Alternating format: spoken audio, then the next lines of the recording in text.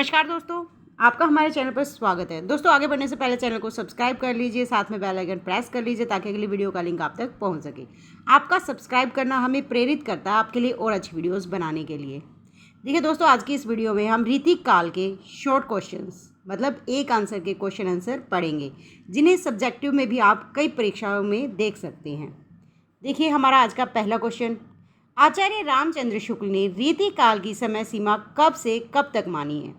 ये आपका ऑब्जेक्टिव में आता है। उत्तर है 1700 से 1900 विक्रमी।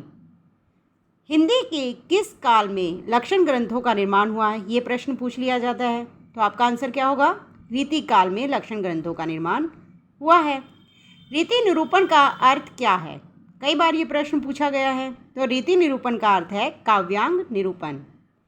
आचार्य रामचंद्र शुक्ल ने रीति काल का प्रवर्तक किसे माना है? आचार्य रामचंद्र शुक्ल ने रीति काल का प्रवर्तक चिंतामणि को माना है। आंसर है चिंतामणि। रीति काल में वीर रस की कविता करने वाला कवि इनमें से कौन है? तो वीर रस की कविता भूषण कवि ने की थी। याद रखिएगा, भूषण कवि ने रीति काल में वीर रस की कविताएं लिखी थी। रीति काल का कौन सा कवि प्रकृति चित्रण के लिए सुविख्यात है?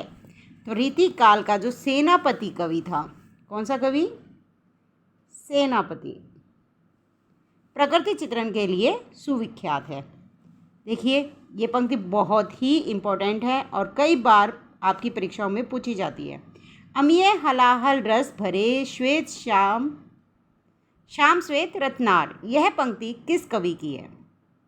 अमिय हलाहल रस भरे श्याम श्वेत रत्नार, यह कवि रसलीन की पंक्तियां हैं। अति सुदो स्नेह को मार्ग है, जह नेकु शानब बाग नहीं।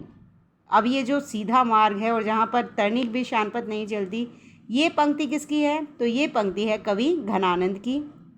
अगला क्वेश्चन है, रसराज और ललित ललाम ग्रंथों के रचयिता कवि का नाम बताइए। कई बार पूछा जाता है। ललित ललाम के रचयिता रसराज के, तो आंसर है मती राम। कठिन काव्य का प्रेत किसे कहा जाता है? तो कठिन काव्य का प्रेत कहा जाता है केशव दास को। कई बार प्रश्न पूछा जाता है कि व्यंग्यार्थ कौमुदी के रचयिता या रचनाकार का नाम बताइए। तो व्यंग्यार्थ कौमुदी जो है वो प्रताप शाही की रचना है। यद्यपि सुजाति सुलक्षणी सुवर्ण सरस सुवृत भूषण विनून विराजयी कविता बनिता मित, यह दोहा किस कवि का है? तो यह दोहा केशव दास जी का है। इत आवती चली जात उत चली 6 सातक हाथ, यह पंक्ति किस कवि की है? तो यह पंक्ति बिहारी की है।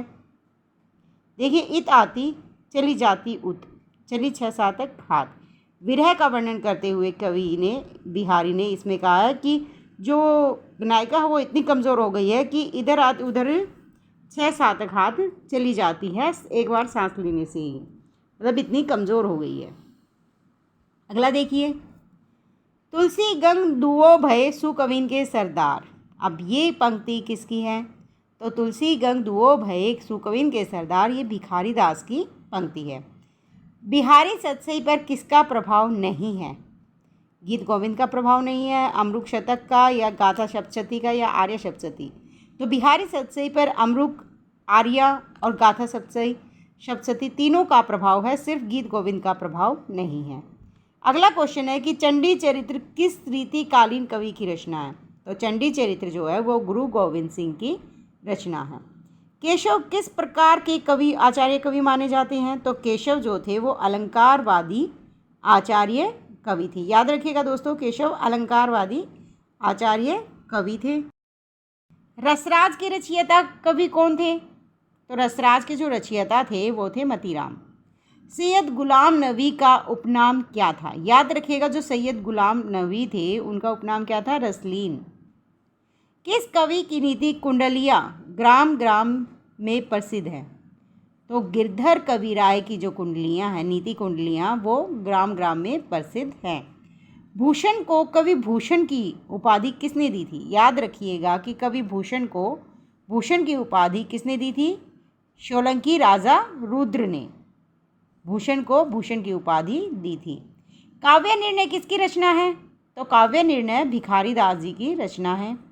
शब्द रसायन किसकी रचना है? देव की। रीतिकाल को श्रृंगार काल किसने कहा था? याद रखिएगा, श्रृंगार काल रीतिकाल को किसने कहा था? आचार्य विश्वनाथ प्रसाद मिश्र ने। रसराज किसकी रचना है? मतीराम की। शिवा बावनी और छत्रसाल दशक के रचयिता कौन हैं? तो शिवा बावनी और छत्रसाल दशक के रचयिता हैं भूषण कवि। ललित ललाम और वृत्त कौमुदी के रचयिता कौन है? मतीराम। रीतिकाल को अलंकृत काल किसने दिया था? तो मिश्र बंधुओं ने रीतिकाल को अलंकृत काल नाम दिया था। विरह वारिस और इश्कनामा के कवि कौन हैं? तो विरह वारिस और इश्कनामा के कवि हैं बोधा। याद रखिएगा। जगत विनोद, पद्माभरण, गंगा लहरी किसकी रचनाएं हैं? पद्माकर की। सुरती मिश्र कृत बिहारी सतसई की टीका का नाम है? याद रखिएगा, सुरती मिश्र कृत बिहारी सतसई की टीका का नाम अमर चंद्रिका है।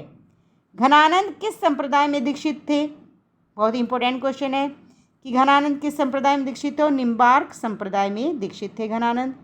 बिहारी पर समीक्षात्मक कृति कविवर बिहारी लाल के लेखक हैं राधा कृष्ण दास। बिहारी पर जो समीक्षात्मक कृति लिखी गई थी, क्या नाम है उसका? कविवर बिहारी लाल। किसने लिखी थी? राधा कृष्ण दास ने। याद रखिएगा दोस्तों। रीतिकालीन लक्षण ग्रंथकारों का अंतिम कवि निर्धारित है पद्माकर। जो लक्षण ग्रंथकार थे वो अंतिम कवि कौन थे? पद्माकर। केशव दास की भाषा का मिल्टन, केशव दास को भाषा का मिल्टन संज्ञा किस विद्वान ने दी? तो आंसर है मिश्र बंधुओं ने केशव दास को भाषा का मिल्टन कहा है। नायिका भेद की दृष्टि से सर्वप्रथम रीतिकालीन ग्रंथ है सुख सागर तरंग। क्या है? सुख सागर तरंग। दोस्तों वीडियो अच्छी लगी है तो चैनल को सब्सक्राइब कर लीजिए, साथ में बेल आइकन प्रेस कर लीजिए ताकि अगली वीडियो का लिंक आप तक पहुंच सके। इसी तरह के और क्वेश्चन बनाकर आपको वीडियो पोस्ट की जाएगी और आप उस वीडियो को अंत तक ज़रूर देखिएगा। तब तक के लिए धन्यवाद।